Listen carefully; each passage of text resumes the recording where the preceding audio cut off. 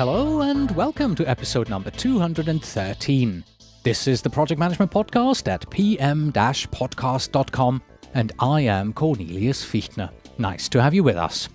Would you like to become the best project manager possible? Yes? Well, did you know that it takes just 6 steps to reach your project management and leadership goals? All you need is to follow the advice that Suzanne Matson outlines in her book, The Project Management Coaching Workbook, 6 Steps to Unleashing Your Potential. The advice she gives is based on her experience as a coach and mentor. Suzanne Matson offers a method designed to help you understand and articulate what you want to achieve, and then assists you in achieving those goals, like effectively managing a demanding workload, leading and motivating a team, building effective relationships with senior stakeholders, managing risks, issues, and changes to scope, delegating effectively. And in our discussion today, we are going to start you off on this journey by looking at 4 areas to consider. We have to begin with the end in mind, both for your career as well as on any project that you manage. We look at the difference between leadership and management with a strong focus on people rather than task, the importance of effective time management and delegation, and also how to stay motivated to progress personally and professionally on such a journey by taking action and not procrastinating. And now, please look into the direction that you want to go and start walking. Enjoy the interview. The Project Management Podcasts feature interview.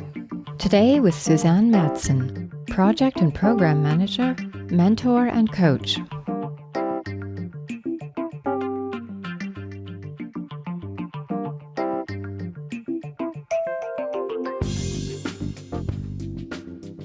Hello, Suzanne, and welcome back to the Project Management Podcast. Hi, Cornelius. Thank you for having me back. So you have written your first book. Congratulations on that. Thank you very much. It is, it's a big thing, actually. Yeah, and you mentioned earlier on, it's not going to be the first one, right, or remain the only one. That's right. It's the first, but not the last. I've definitely got the bug now. I like writing, and there should be more from me. All right, it's called the Project Management Coaching Workbook, 6 Steps to Unleashing Your Potential. Why did you write it, other than you enjoy writing? Which I realized, yes, absolutely. No, I wrote it because I want to contribute, as simply as that. I'm passionate about project management, having been a project manager for 15 years, and I'm very passionate about coaching as well. I took a couple of coaching degrees a number of years back and realized that there was a unique combination here between project management and coaching for coaching project managers. And it came about because I was in a place where I was very stressed out myself, and I had, as most people out there, lots of work to do. And I had coaching myself, and I realized just exactly how powerful it is. So you received coaching, right? I received coaching. You were coached. Okay. I was coached, and just one session had such an amazing effect on me that I thought, hold on, what happened? And that's really what made me go into it. And that's why over the last 3 to 4 years, I have actually coached people myself, side by side with my program management work. And, then what happens is you start to coach people, you see patterns. And often it's the same things that project managers are stressed about or find challenging. And I started to find tools that could help them overcome some of these challenges. And that's really where the workbook started to emerge. I found some tools and techniques and things, and I thought, hold on, let me put this on paper. Why don't I publish this so that more people can get access to it? So who then is the audience of your book? Is it the project manager? Is it the project management coach? Or is it somebody who just, thinks, 6 steps to unleashing your potential? I want to unleash my potential in project management, so I'm going to use this to coach myself through the process. Well, good question. And there are actually, as you indicate there are multiple audiences. The primary focus is the individual project manager who wants to better themselves. It's someone who, has the energy and the drive and the will to make something happen and to sit down and actually go through the steps to become a better project manager, or, as I'll talk about, a project leader. And I actually think it has something in there for most project managers, whether they are just starting out or a little bit more experienced or potentially very experienced. Because as we'll talk about, the book focuses equally on task management and people management. And more junior people may need coaching more in the task management area, where project managers with a lot of experience may need more in the leadership and people management area. So it potentially has something for all types of project managers. And in addition, it also, I would say, is targeted at the line manager, the program manager who manages other project managers and who actually needs a tool to help them improve. You know, we have this notion today of the manager being a coach. And certainly where I work, you know, managers don't receive a coaching degree or anything, much education. They're expected to coach on the go. So this book would actually be an extremely good tool for them to use to build up their project management team and to coach the individual. All right. I'm sorry, but I'm going to have to ask you this. When I walk into a bookstore to find this, am I going to the self-help section or am I going to the business section? No, that's a good question. I think it's more targeted on the project management, but it is a hybrid, isn't it? It is a hybrid of good project management, best practices, project leadership, and, you know, how can I help myself become successful? Excellent. So what we want to do in the coming minutes is we don't actually want to open up the book and go through the 6 steps that you mentioned in there. We decided to talk about the high-level principles that are underlying the book itself. But before we get into that, what will our listeners learn from our conversation? Well, I would expect them to learn something about what project leadership is, why it is important, and to take away some things that will help them become more of a project leader. We'll talk about, I expect, some of the differences between project manager and a project leader. And of course, I hope that they will also appreciate through listening to this just the sheer importance of personal and professional development, and that they might get inspired to take action to improve their own capabilities and, you know, start defining what they want from themselves in their career.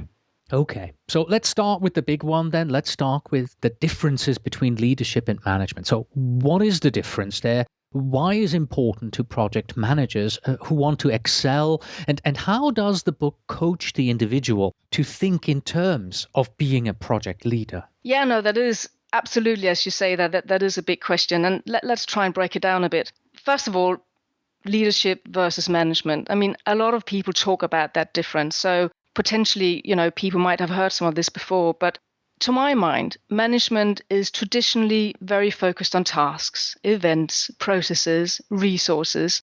And typical project management speak, we deliver an outcome on time, on budget, to the required quality, and we use processes to do that, and we track tasks, and we have resources that help us fulfill that. You know, we don't even talk about people. You know, we have resources, time, money, and people. And that's kind of the typical management speak. And that's typically, I would say, what a lot of project managers talk about and do. Now, in contrast to that, we could take leadership, which is much more people focused. It's about delivering something, let's say a project outcome, through people. It's about motivating people to deliver that, not necessarily by pushing them like a manager would do and give them a salary, but by pulling them towards a vision that's bigger than themselves, if you like. So a project leader will really understand the bigger picture and understand the ultimate business benefits as well, and will use that to inspire the team. So that's really, I would say that's really the difference. As a project leader, you focus much more on the people aspect. And getting back to the people I coach on a daily basis, most of them are extremely good at some of the task things. You know, they're good at tracking a plan and, you know, monitoring how much money we're spending and all the sorts. But they're not so good necessarily at getting in there and building relationships with stakeholders, building a relationship with team members and understanding what really motivates each individual. Maybe even they're not so good at understanding the ultimate business benefits. So that's really why I put so much emphasis on leadership and why my book is so focused on it and helping people get there, because that's really what makes a difference. I see a lot of project managers not getting there. All right. Another 2 areas that fit nicely into what you have just said, I think, is adaptive leadership helping you to manage your team, and also you managed the ability to deal with your stakeholders. So we have the stakeholder matrix analysis. Could you get a little bit more into adaptive leadership and the stakeholder matrix analysis there? Yes, so to take the first one here, the adaptive leadership. Now, that's a tool that I use in the book, and an actual exercise that people can utilize. The point of the exercise is to make the project manager aware that everyone on that team is different. Everyone has a different level of experience, and everyone has a different level of motivation and drive. And that you as a manager, you need to behave differently towards these people. Now, I don't know if you recognize this, but many project managers, and maybe it's just human nature, we tend to spend a lot of time with people who are driven and motivated and people who know what they're doing. You know, on a team, that they're like your experts. But as project managers, we ought to do the opposite. We ought to spend more time with the team members who need our time. And they're the team members who are junior. We need to show them how to do things. And they're team members who are not necessarily motivated or who don't have the confidence. We need to spend time building up that confidence and nurturing them and, really spending time showing them that they can do it. So that's what the adaptive leadership is all about. And I have a matrix in the book that people can use where they can plot in all their team members according to how motivated they are and how skilled they are. And they can just look at the differences. And they can then ask themselves, hold on, how do I behave differently towards these people? Do I spend more time with those people who need my time? Do I nurture those who need to be nurtured? And do I delegate to those people who are perfectly capable of working on their own because they're experts in their area? So that's really what adaptive leadership is all about in a nutshell. Right. And then we had the stakeholder matrix analysis. That's right. So stakeholders is also another big, a huge topic. The crucial bit here is that you cannot manage a project from behind your desk. And stakeholders are not someone who you just send a project report to and who you only see in steering committee meetings. You need to nurture, as a project manager, so that word comes up again, and really build strong relationships with your stakeholders. And project managers will say, well, I don't have time. I have so many stakeholders. The sponsor, the users, all the different types of departments that influence my project. I can't spend quality time with everyone. And that's where this exercise comes in. It's about looking at, well, who should you spend time with first of all? So in the book, I have this exercise that helps people understand the different categories that their stakeholders fall into. Some stakeholders are very powerful. They have influence over your project. And at the same time, they may be very supportive. I call these your allies. They are people who you go to if you have issues, if you want to implement something new, because they support you and they have the power to do something about it. Now, again, project managers tend to spend, again, it may be human nature, spend most time with those people who are more supportive of us. But actually, we should be spending our time, as much time at least, with people who are not supportive of our project, especially if they have a lot of power and influence. Because think about it, if you have a stakeholder who has the power to make important decisions, that stakeholder could even have the power to close down your project. If he is skeptical of your work, you need to work on him. You need to build one-on-one relationships, build that trust between you and win him over. And the only way that you can do that is by understanding his concerns, understanding what matters to him. And that's something you do when you sit down with people one-on-one and liaise with them. So that's what the stakeholder matrix and the stakeholder map helps people do, understand what the different categories of stakeholders are and who they should be spending time with and what strategies they should use depending on the different categories. All right. So this was the first underlying principle of the book that we've kind of explored, leadership versus management. We're now stepping into the second principle, and this one seems terribly obvious, but it's still important. It's the importance of beginning with the end in mind. Now, why is this one important for us project managers? It is extremely important. Stephen Covey uncovered this principle in his book, The 7 Habits of Highly Effective People. And it is true for so many things in life, not least project management. The reason why it's important is because we need to know what we're aiming towards on the project side. It comes back to being a project leader again. If you don't understand what you're delivering, if you don't understand the ultimate business benefits, how can you add value? How can you de-risk the road to getting there? How can you motivate your team? How can you plan your project? It goes on and on. In order to plan what we're doing, in order to understand, again, where the risks are, in order to anticipate what may come up, we need to absolutely understand that end goal. And then we start to break it down. Then we start to walk backwards. I see a lot of junior project managers they find it daunting to plan a project. It's like, where do I start? And they start with what they're doing tomorrow. No, start with the end.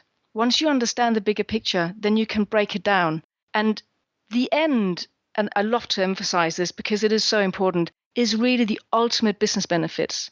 It is not the capability. For example, if a project is about delivering a new technology system, that's not the ultimate benefit. Your project doesn't end when you deliver that technology system. The project ends when you have, let's say, maybe it's about getting more customers on your system. Maybe it's about driving revenue. Maybe it's about rationalizing and cutting down the amount of people who work on this system. It could be anything, but that's what's important to understand for the project manager, because then they can understand the customer, they can motivate the team, and they can plan the project much better. Now, the other way in this book that beginning with the end in mind is important is for the individual project manager reading the book. Because remember, the purpose of why I've written this book is to help people develop themselves professionally. And they need to understand what their end goal is for their career. Or maybe at least, what do they want to achieve in, let's say, 1 year's time, 5 years' time? What kind of project manager do they want to become? What kind of leader do they want to become? Because we can only reach somewhere if we know what that looks like. So that's a big part of the book. I help people uncover their goals, their career goals, their leadership goals. And, I do that by uncovering their strengths, the things that inspire them, etc. So, yes, beginning with the end in mind is very important in more than one way. Wonderful. So beginning with the end in mind, second underlying principle, moving on to the third one, which is the importance of effective time management and delegation. Now, how does that play a big role? Well, that's interesting. And again, getting back to a lot of the people I coach and people I work with in general, they may know how to plan a project. They may know even how to motivate a team. They may know the importance of building relationships with their stakeholders, but they may not find the time to do so. I find that most of the people I coach, they are up to their ears in work. They are just busy. They're busy, they're being reactive, meaning they react to things that come their way. They're dealing with issues in the project, all sorts of things. Are you now specifically talking about me? Because this is exactly how I feel. You know what? It is so typical for people. Most of us have jobs where there are issues, things happen. We are overloaded. And the way to get around that is really to start prioritizing what we do and to delegate. And that's why it's so important. One of the things I often speak to people about, and you might want to listen in here, is Pareto's principle. So what are the 20% of things you do during a day or during the week that yield 80% of your results? Now, as a principle, it might sound quite shocking, but it's actually true. It applies to many areas of life. 20% of effects have the other way around. Yeah, of course, have 80% of the effects. So for a person, if you look at all the things you do and all the things that a project manager does, only 20% of those may be the really important things. And when I go through this with people, they realize that what's really important is the time they spend on planning, the time they spend on relationship building. It's not the time they spend firefighting, but you need to plan in order to stop firefighting. And that's where delegation comes in. Delegate the low-level tasks, delegate project administration, delegate cost control and tracking if you can, and focus on relationship building and the high-level planning and the end goal of the project and de-risking it, risk management. They're the important things. And once I sit down and I talk through this with people, they often say, well, I have no one to delegate to. It's classic. No one can do what I do. Or they feel bad. They feel, no, I let people down if I can't do it all. But, we just have to get over it. I think it must be just how project managers think. We have to get over it. We have to ask for help. We have to delegate. There is always a way of delegating. We just need to be a little creative. And I have this pyramid in my book. It's a triangle. It's divided into 3 sections.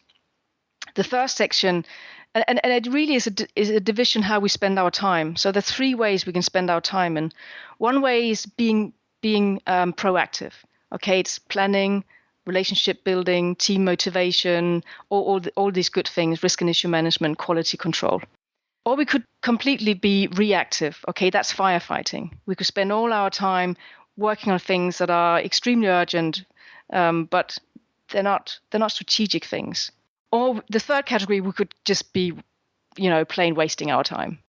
And when I sit with people, a lot of project managers actually spend time, we want all our time to spend in that proactive category. But unfortunately, that isn't always the way. So I help people, and the tools in my book help people become more proactive. Wonderful. Before we move on to the 4th and final underlying principle, there's something I'd like to say about the book, because this is a huge book from a dimensions perspective.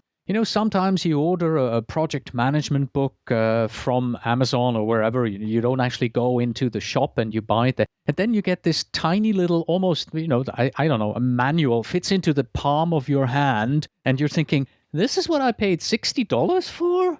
Or something along those lines. So you're really disappointed, right? But your book, from a physical dimensions, it's big. It's really huge. And as a comparison, the book that most people will recognize is Rita Mulcahy's PMP exam preparation book, right? So it's heavy, it's thick, it has a height and width are quite sizable. And your book, purely from a dimensions, is about the same size, right? Yes, it's not quite as many pages as Rita's, right? But it's about half the pages, right? Yeah, it's about 250 pages, but it is a sizable book, and it's we did it that way because it's actually a workbook. It has exercises in there. It has self-assessments where you can put a cross in there, and I encourage people to use different colors so that they can assess themselves as they go through this multiple times. So it was important for us that we created something which could be worked with and paper that could be written on. Good. All right, let's move on to the 4th and final underlying principle we want to talk about today. And this is for all those people who have actually stayed until now. I assume that many listeners may have dropped out earlier today because this is more of a, self-improvement type of situation. But those who are here, those are the ones who really want to unleash their potential using your book. So here is the 4th principle. How will they stay motivated to progress personally and professionally on their path, on their career path in project management? Yeah, it's interesting because when you work with a coach in person, that coach, and I don't know, have you worked with a coach, Cornelius? I have, but not in project management, in other areas. So you will know that you feel accountable towards your coach in some way. Oh, yes. Yeah. So you sit there and you agree what you want to focus on and work on. And you agree, like, let's say in 2 weeks' time, when you have your next session, you would have done X, Y, and Z. And you do it because you feel, as we said, partly accountable. Now, when people read a book, they don't have that, which is, a bit unfortunate. And I think we've all picked up books, we've read them, and we've gained more knowledge, but we didn't really do anything as a result. We just got reminded of certain things. Now, I wanted with this book to do something different. I wanted almost the coach to be present. So that's why I've built into the book lots of exercises, lots of small reminders, lots of action plans to help people stay on course. But what I would otherwise say to people, and this doesn't just go for my book, it goes for anything that we want to achieve, create that accountability partner, create an accountability body, if you like. You could do it with a friend, you could do it with a colleague, a mentor, or, even better, a professional coach. But if you don't have one of those, just make sure that on a regular basis, you meet up with someone and share your development plan with that person. Just share your goals and say, next month I really want to work on becoming more, spending more time with my team and, motivate them better. Or I want to become a better listener, or I want to really start doing risk and issue management better. Whatever it is, share it, write it down and share it with someone, because then you meet up again and you can go, did you do that? The things you wanted to do, and you go, oh, either you did or you have a reason why you didn't. And you talk about it and you create that accountability external to yourself. And that's very important. That's an important tip I want to pass on. Wonderful. Once again, the book is called The Project Management Coaching Workbook, 6 Steps to Unleashing Your Potential. It is published by Management Concepts Press. It's available on Amazon, and it's also available as a Kindle edition, but it's a workbook, so it's going to be rather difficult to fill in all these worksheets on the Kindle. My recommendation, get the print version on this one. Written by Suzanne Matson, about 240 pages thick. Suzanne, thank you so much for being on the program today. Thank you for having me, Cornelius. My pleasure. And that was Suzanne Matson discussing some of the concepts that she recommends in the Project Management Coaching Workbook, 6 Steps to Unleashing Your Potential. And you can find a link to the book in the show notes on the podcast website. That's it for today. Thanks for listening. As always, you can find us on the web at pm-podcast.com. If you are a PMP or PGMP and you are looking for a simple and effective way to earn your PDUs, then try our sister podcast, the PDU Podcast. Get new webinars and at least 1 new PDU every month. On autopilot, stop by at pducast.com. That's pducast.com. Please send your emails to info@pm-podcast.com, and when you write, please tell me where in the world you are writing from. And finally, we have this, a project management limerick by Don McAllister. Your plan said you'd do what you should, and you did the best that you could. But when the going gets tough and it wasn't enough, it was better to be lucky than good. Until next time.